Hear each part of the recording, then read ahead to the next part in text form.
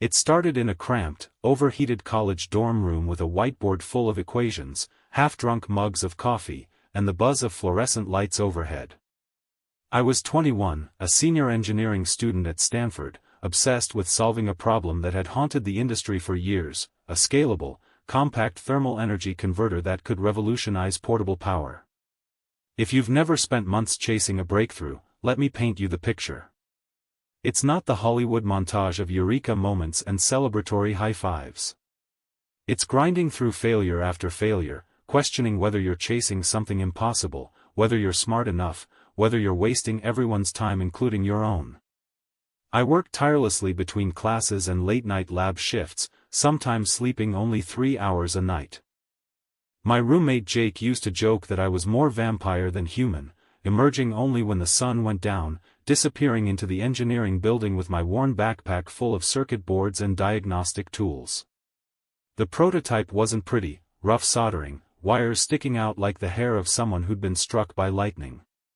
But when I saw it capture waste heat and turn it into clean, stable power with 94% efficiency, my heart almost stopped. I cried. That moment, alone in my room at 3 a.m, was everything I had worked for. My sister Layla was the opposite of me in every way. 5 years older, always perfectly put together, effortlessly charming, and already climbing the ladder in venture capital. Where I lived in hoodies and sneakers, she wore tailored blazers and heels that clicked authoritatively down marble hallways. Where I stammered through presentations, she commanded rooms with the kind of confidence that made investors reach for their checkbooks. We weren't close, too different, too much complicated history between us. Growing up, she was the golden child who brought home perfect report cards and social accomplishments while I hid in my room building radios and taking apart computers. Our parents didn't know what to make of me, but they understood Layla's success immediately. Business degrees, networking events, corner offices, these were things they could quantify and celebrate. But she lived nearby and occasionally checked in, playing the caring older sister when it suited her schedule. One weekend, she visited my dorm while I was working on version 3.2 of the converter. I remember being surprised she'd driven over, since her visits were usually preceded by weeks of coordination and calendar invitations. She watched with what seemed like genuine fascination, asked thoughtful questions about thermal coefficients and energy transfer rates. For a moment, I felt something I'd rarely experienced with her, intellectual respect. She nodded at the right moments, her questions showed she was actually listening, and then she said something that still echoes in my head, "This is brilliant, Maya. You're really onto something." I smiled, proud and completely oblivious. For the first time in our relationship, I felt like the accomplished one, the sister with something impressive to show. I didn't think much when she asked to take a few pictures. "Just to show a friend in the industry," she said. "Someone who might give you advice." I posed proudly next to my creation, holding it carefully in my hands while she took photos from multiple angles. She even got close-ups of the circuit board, the display showing efficiency readings, my handwritten notes taped to the side. I thought she was being thorough because she cared. Those photos were just the beginning of my nightmare. 3 weeks passed in a blur of thesis deadlines and final exams. I was deep into senior project presentations when I got a text from my former lab mate James, "Congrats on the startup. You finally went public?" I stared at the screen, confused. Startup? Public? Before he could reply, I was typing Layla's name into Google with shaking fingers. There it was, a TechCrunch article with her photo, standing confidently in front of my prototype, now sleek and packaged as the flagship product of her newly founded company, LumenCore. The headline read, "Stanford dropout disrupts clean energy market with revolutionary converter." She hadn't even finished college. She'd never built a circuit in her life. She couldn't tell a resistor from a capacitor if her trust fund depended on it. But there she was, hailed as a genius, a self-made visionary, basking in the glory of my work. I couldn't breathe as I scrolled through the article. She had taken everything, my research, my notes, even the exact diagrams I'd scribbled on my whiteboard during those sleepless nights. She had pitched my invention as her own to investors, secured millions in seed funding, and assembled a team of engineers to mass-produce it. There wasn't a single mention of me anywhere. I was completely erased from my own creation. The website told an inspiring story of a young woman who had left finance to pursue her passion for engineering, complete with testimonials praising her technical expertise and a timeline describing breakthrough moments I remembered experiencing firsthand in my dorm room. They even had quotes from her about the eureka moment, when the efficiency hit 94%, my eureka moment, described in words I'd never spoken, claiming emotions I'd never shared with her. The worst part wasn't just the theft, it was how perfectly she'd crafted the narrative. She talked about months of solitary research, about the loneliness of innovation, about staying up until 3 a.m. perfecting the thermal regulation algorithms.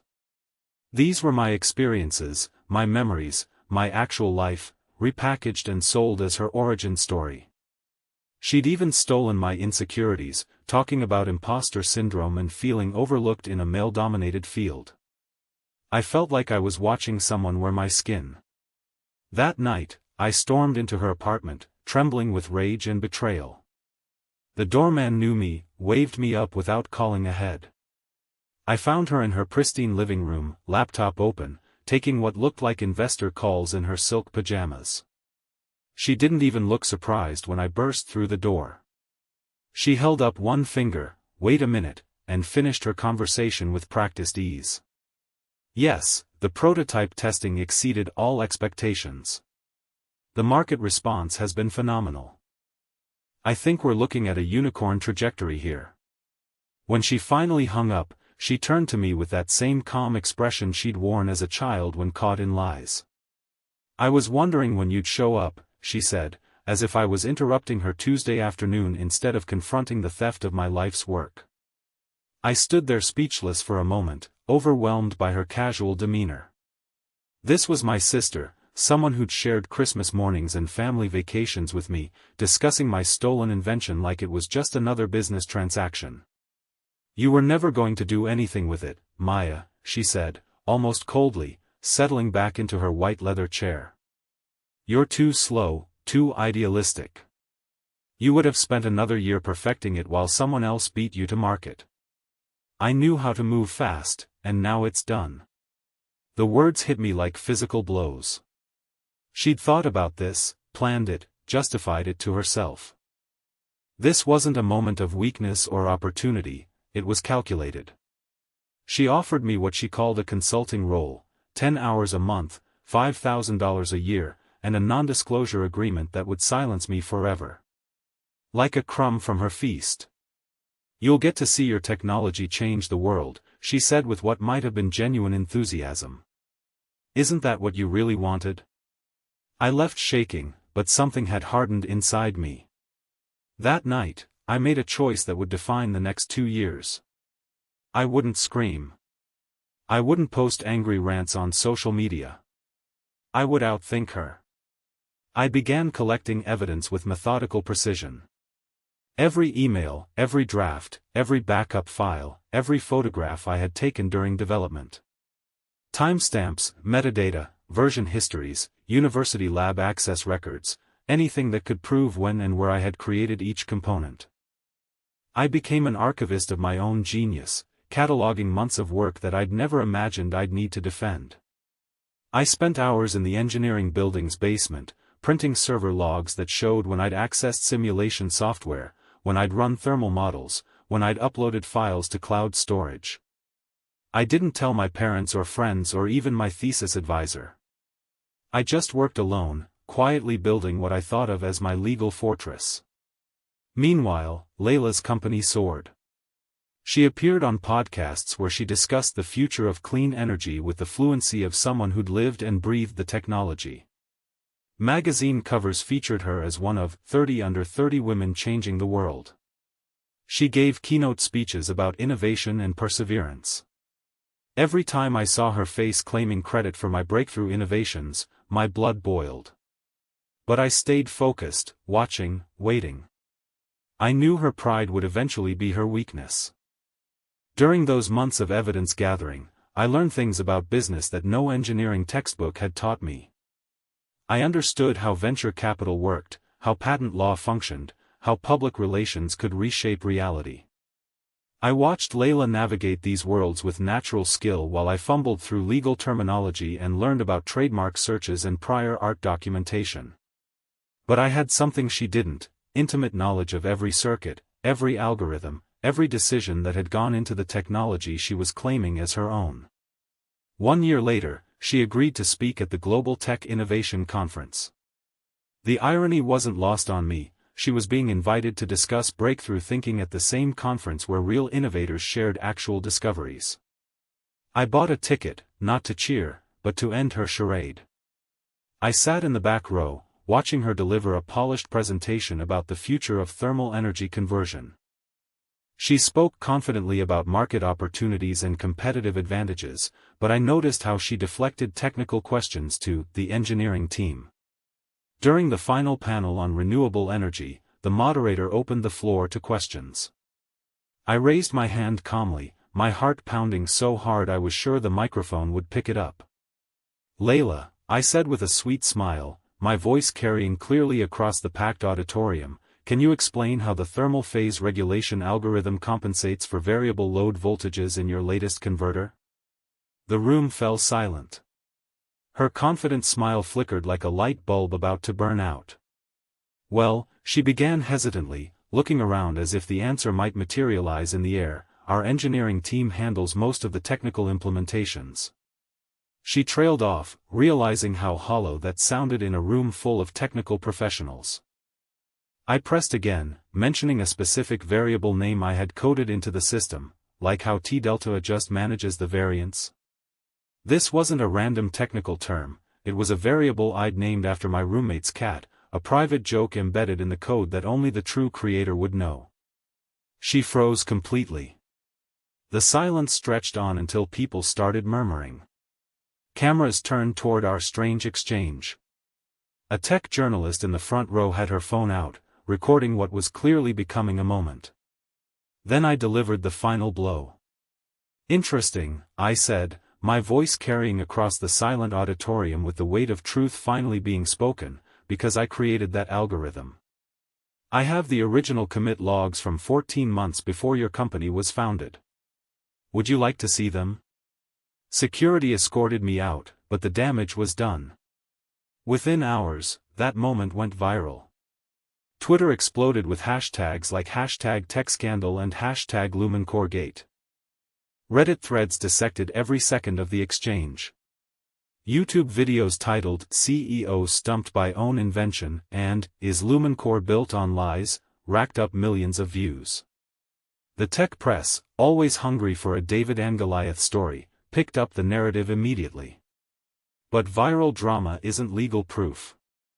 However, it forced open a door. Journalists started investigating. Her own engineers began questioning things they'd taken for granted. The public exposure changed everything. Suddenly, people who had worked with Layla began reaching out to me, sharing their own suspicions and observations. A former LumenCore engineer contacted me privately, explaining that none of the company's technical staff had understood how certain core algorithms worked. They'd been told the documentation was proprietary and locked away, accessible only to Layla herself. Another source revealed that during technical all-hands meetings, Layla always deferred detailed questions, claiming she preferred to let her team shine while she focused on strategy. Then, exactly 1 week after the conference incident, I received an email that changed everything. An anonymous source had sent me correspondence between Layla and her early VC contacts. The subject line was simple: "You need to see this." My hands were shaking as I opened the attachment. There it was, a forwarded email chain from before LumenCore's founding. In it, she had forwarded photos of my prototype with a chilling message: "My sister built this. I'm going to pitch it as my own." There was no ambiguity, no room for interpretation. She had planned the theft from the beginning. I took the evidence to a lawyer immediately. Sarah Chen specialized in intellectual property theft and had experience with family cases, situations where personal relationships complicated legal battles. She reviewed my documentation with the thorough attention of someone who'd seen similar cases destroy lives. "This is comprehensive," she said, spreading printouts across her conference table. "But family cases are always harder. Are you prepared for what this will do to your relationships?" What followed was an 18-month legal battle that tested every ounce of strength I had. Layla's defense team tried everything they could think of. They claimed I had given verbal permission for her to use my work. They painted me as a bitter, jealous sibling who couldn't handle her sister's success. They questioned my mental state, suggesting I was delusional and had fabricated evidence. They even brought in character witnesses who testified about my history of being envious of Layla's accomplishments. They tried to discredit my technical competency, bringing in experts who suggested that the invention was too sophisticated for a college student to have created alone. They claimed I must have had help, that I was taking credit for collaborative work, that the university's resources made any individual claims of ownership legally questionable. But I had the truth, backed by irrefutable evidence. The code with my personal comments and inside jokes, the original designs with my handwriting, the backup files with timestamps showing months of iterative development, the university records of my lab access, and most damning of all, her own email admitting to the theft. The depositions were brutal. Layla's lawyers tried to shake my story by questioning every detail of my development process. They asked me to explain complex algorithms on the spot, to recreate calculations from memory, to defend design decisions I'd made months earlier. But this was my work. I knew every component, every compromise, every breakthrough moment. When they tried to trip me up, I could explain not just what I'd done, but why I'd done it, what alternatives I'd considered, what problems I'd solved along the way. The turning point came during her deposition when she completely broke down under technical questioning she couldn't answer. They asked her to explain the basic principles behind thermal energy conversion, and she gave textbook answers that any business school graduate could have memorized. When they pressed for specifics about her claimed innovations, she became flustered and defensive. The final straw was when they asked her to explain the meaning behind the variable name T-delta adjust, the same term I'd questioned her about at the conference. She sat there for a full minute, silent, while her lawyers whispered urgently in her ears. Finally, she admitted she didn't know what the variable name meant or why it had been chosen. It was a small detail, but it demolished her entire narrative. How could someone who had supposedly spent months developing this technology not understand the naming conventions in her own code? For the first time in my life, I saw my seemingly invincible sister crack entirely. The judge's ruling was swift and decisive. Patent rights restored to me. LumenCore forced to issue public corrections acknowledging that the core technology had been developed by Maya Chen, not Layla Chen. Layla removed as CEO and barred from making future claims about the technology's development. I was awarded substantial damages, including a percentage of the company's valuation and ongoing royalties from any products using my innovations. But it wasn't about money, it was about finally hearing the truth spoken out loud in a court of law. People ask if we ever spoke again after the verdict. The answer is no. She sent one email after the judge's ruling, no apology, no explanation, just 4 words, "You got your revenge." But she was wrong. It wasn't revenge I had sought. Revenge is about hurting someone who hurt you. Justice is about restoring what was rightfully yours and ensuring it doesn't happen to others. There's a profound difference between the two, and I'd learned it the hard way. The court victory should have felt like a clean ending, but real life doesn't fold so neatly. Headlines twisted the story in ways I hadn't anticipated. Some painted me as the underdog genius who'd fought corporate theft and won. Others portrayed me as the bitter sister who had waited until the company was valuable to cash in on her family connection. The narrative that bothered me most was the suggestion that I'd somehow orchestrated the public humiliation at the conference for maximum financial gain, as if seeking justice was just an elaborate get-rich-quick scheme. Layla's media machine didn't go silent after the verdict. If anything, it shifted into a different gear. She rebranded herself as an advocate for women in tech, spinning a narrative that she had simply misunderstood intellectual property boundaries in her eagerness to bring innovative technology to market. She gave interviews about the importance of supporting female entrepreneurs and the need for better education about IP law in startup accelerators. It made my skin crawl, watching her turn even this humiliation into another opportunity for self-promotion. She appeared on podcasts discussing the gray areas of family intellectual property and the challenges of navigating business relationships with relatives.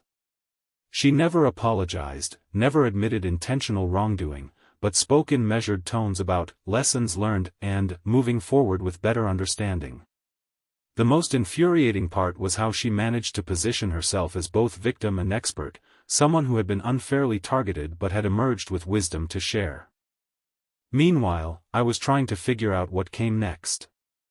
The legal victory had consumed 2 years of my life, but I still had to decide what to do with the technology that was finally, legally mine again. I could have licensed it to another company, could have started my own business, could have sold the patents outright and walked away wealthy. Instead, I took a leap I never thought I'd have the courage to make. I applied for a research grant, not to get rich, but to build something meaningful. To my surprise, I received funding from the National Science Foundation. They were interested in supporting work that had demonstrated both technical merit and resilience in the face of challenges. The grant wasn't huge, but it was enough to launch a small lab focused on practical applications of thermal energy conversion.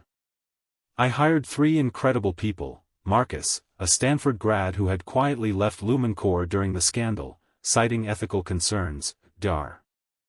Patel, a physics postdoc who had followed my case and reached out after the verdict; and Janet, a former community college professor who believed clean energy should serve real people, not billion-dollar IPOs. We weren't chasing headlines or unicorn valuations. We were improving the technology and testing it where it mattered most: hospitals in Kenya where power outages killed patients, mobile clinics in rural India where refrigerated medicines spoiled in the heat, off-grid farms in the Midwest where energy costs determine profitability. Every successful deployment felt like healing. Every time a unit ran for 30 days without failure, providing consistent power to people who needed it, I felt more grounded in my purpose. Recognition came slowly, quietly, in ways that mattered more than magazine covers. Awards from engineering societies who understood the technical achievements. University speaking invitations where I could share the real story of innovation. Respect from people who understood the actual work, not just the business metrics. Young engineers started reaching out, asking about my development process, wanting to understand how I'd solved specific technical challenges. The work was hard in different ways than the legal battle had been. Instead of fighting for what was mine, I was building something new. Instead of looking backward at theft and betrayal, I was looking forward to applications and improvements. The technology evolved beyond what I'd created in that dorm room, becoming more efficient, more adaptable, more useful in real-world conditions. This felt like true innovation, not the disruption that Silicon Valley celebrated, but the quiet progress that actually changed lives. 2 years after the legal victory, I received an invitation I never expected. The National Clean Tech Summit wanted me to keynote their conference. This was the same conference circuit where Layla had been a regular speaker during LumenCore's rise. 2 years earlier, they had invited her to discuss breakthrough innovation. Now they wanted the real inventor to share her story. Standing at that podium, looking out at an audience of researchers, entrepreneurs, and policymakers, I felt the weight of the moment. I didn't talk about betrayal or family drama or legal battles. I talked about trust, how innovation requires trusting your instincts, trusting your data, trusting that good work will eventually be recognized. I discussed systems that fail creators, especially young ones who don't yet understand how to protect their work or navigate complex business relationships. I shared the unglamorous grind of actual innovation, the months of failed experiments that precede any breakthrough, the importance of documentation and verification. But mostly, I showed them a photo of a clinic in Ghana running entirely on our improved converters, where a mother could operate an oxygen machine for her premature infant through the night without worrying about power failures. No headlines, no hype, no valuation metrics, just pure impact. The machine hummed quietly in the background while new life fought to establish itself. That image represented everything I'd hoped to achieve when I first started tinkering with thermal energy conversion in my dorm room. When I finished, there was a long pause, then meaningful applause. But what came next was even better. People lined up asking about the real work. The actual science. The implementation challenges. The data from field deployments. They wanted to understand the technology, not the business metrics or the personal drama. For the first time since my invention was stolen, I felt truly seen as a legitimate innovator whose work deserved attention based on its own merits, not its associated scandal. The success led to opportunities I'd never imagined when I was fighting just to reclaim what was mine. A leading environmental organization partnered with our lab to deploy converters in climate-vulnerable communities. A major university offered to house our research, providing resources for expansion and student collaboration. International development agencies began incorporating our technology into their energy access programs. The work was scaling in ways that felt sustainable and meaningful. I even started teaching again, a course called Ethics in Engineering, for undergraduates who reminded me of myself just a few years earlier. Standing before those bright-eyed students, I saw versions of myself from what felt like a lifetime ago. I told them the complete truth about innovation, intellectual property, family relationships, and the importance of protecting their work. I showed them how to document their processes, how to understand patent law, how to recognize and navigate conflicts of interest. Most importantly, I taught them the difference between revenge and justice. Justice restores what was taken and prevents future harm. Revenge only burns everything down, including the person seeking it. When students asked about my experience with Layla, I explained that seeking justice had required me to become better, more organized, more knowledgeable, more strategic. Seeking revenge would have required me to become worse, vindictive, destructive, consumed by anger. The choice shaped not just the outcome, but who I became in the process.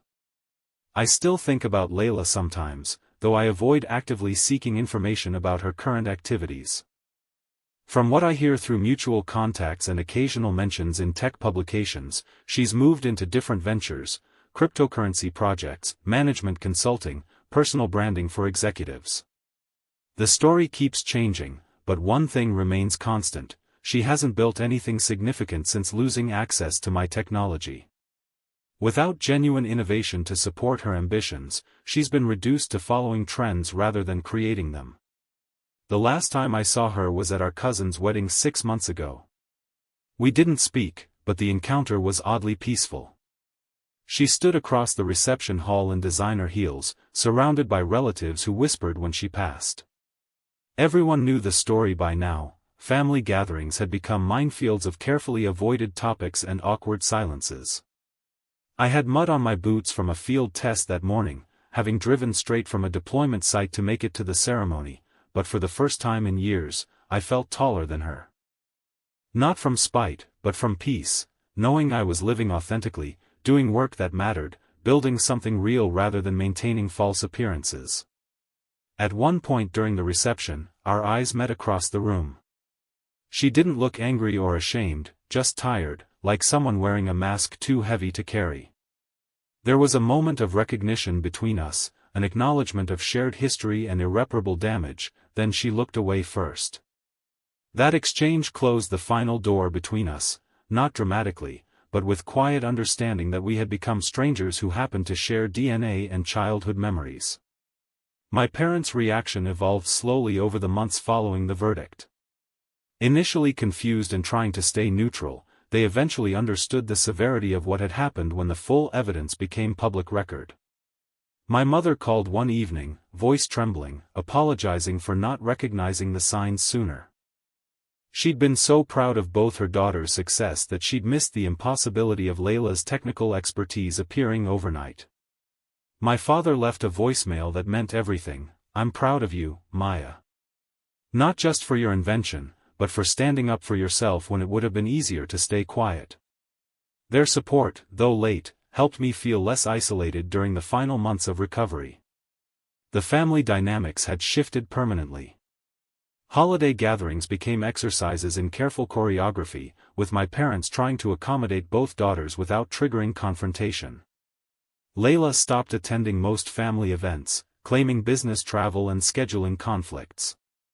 When she did appear, conversation stayed rigidly surface level: weather, current events, safe topics that couldn't lead to anything technical or personal. The easy warmth of childhood family gatherings was gone, replaced by the polite distance of people who shared history but no longer trusted each other. Today, 5 years after that first breakthrough in my dorm room, I keep a small photo on my desk. Not of the legal victory or industry recognition, but of that first prototype: wires tangled, screen flickering, casing crooked. My young hands are in the frame, holding it like a newborn. It reminds me of who I was before courtrooms and headlines and betrayal. Just a girl in a dorm room with an idea, trying to make something good in a world that doesn't always reward good people. Because while you can steal credit and you can steal fame, you can never steal the truth itself. The truth has its own power that exists independently of recognition. Even during the darkest moments when it seemed Layla would maintain her fraud indefinitely, the truth remained unchanged. I had invented the technology. I had solved the problems and overcome the challenges. That reality existed regardless of who received credit, and it provided strength that sustained me through everything that followed. The truth simply waits, patient and persistent, for the right moment to reveal itself and restore the natural order. And when that moment comes, the truth speaks with a voice that cannot be argued with, cannot be discredited, and cannot be silenced by anyone who prefers comfortable lies to uncomfortable realities. In the end, that's what sustained me through the worst of it, knowing that truth doesn't need permission to exist, doesn't require validation to be real, and doesn't disappear just because someone powerful decides to ignore it. The truth waits. And eventually, it wins.